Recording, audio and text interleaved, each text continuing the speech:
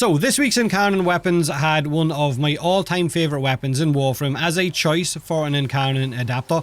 The only problem is it is a melee weapon, and melee Incarnons for the most part over these last 4 weeks, with the exception of maybe the ceramic dagger, have been a pretty big letdown when you compare them to the ranged, that is, which makes sense since we've moved away from the old melee meta and DE probably don't want us going back, so guns look like the better option or the safer option for now.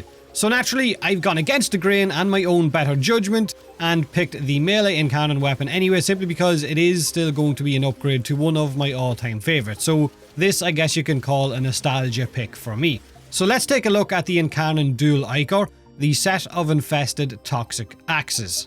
So the evolutions. Now the Dual Ichor's first evolution is hitting a 6x combo and using a heavy attack will turn on its Incarnon mode, which then causes toxic clouds to drop on every enemy that you kill.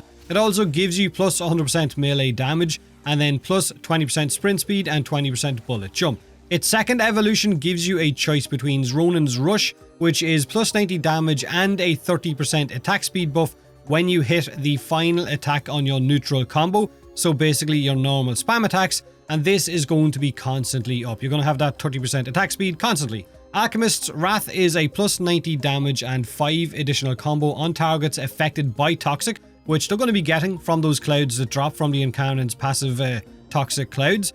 But I've gone for the attack speed on this one. Now, Evolution 3 gives you the choice between 100% heavy attack wind-up speed, plus 7-second combo duration, or 0.6 reach. I'm not building this for a heavy attack weapon, so I've gone for the combo duration, which allows me to drop out a combo mod and fit something else into my build. And the final evolution is collecting ammo gives you 5 melee combo counter, which sounds absolutely terrible unless maybe you want to work on a hybrid heavy build. Poison Parasite, which is a 33 heal rate per second for 9 seconds when you kill an enemy with 3 toxic procs, which again happens a lot. It is a refresh heal as well, so it will be constantly up as long as you are keeping those toxic procs going. But in Steel Path, this heal honestly won't really keep you up with the big chunks of damage you're going to be taking from enemies. It can't really out-heal that incoming damage.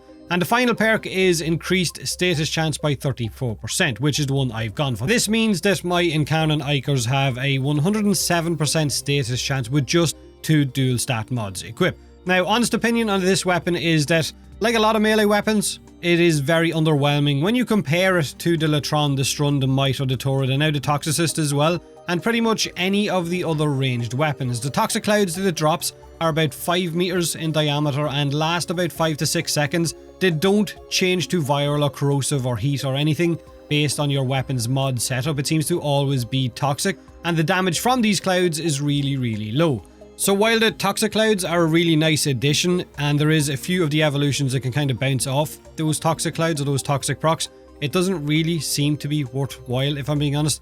Now, if like me, you really like the Ichors, then I would say grab them because it is an upgrade to the normal, and like I do really enjoy the normal, which is why I grabbed them. But you could maybe make a hybrid heavy attack build work if you switch some of the evolutions around, but I'm not a fan of heavy attacks on my Dual Ichor. I prefer to just spam the crap out of them.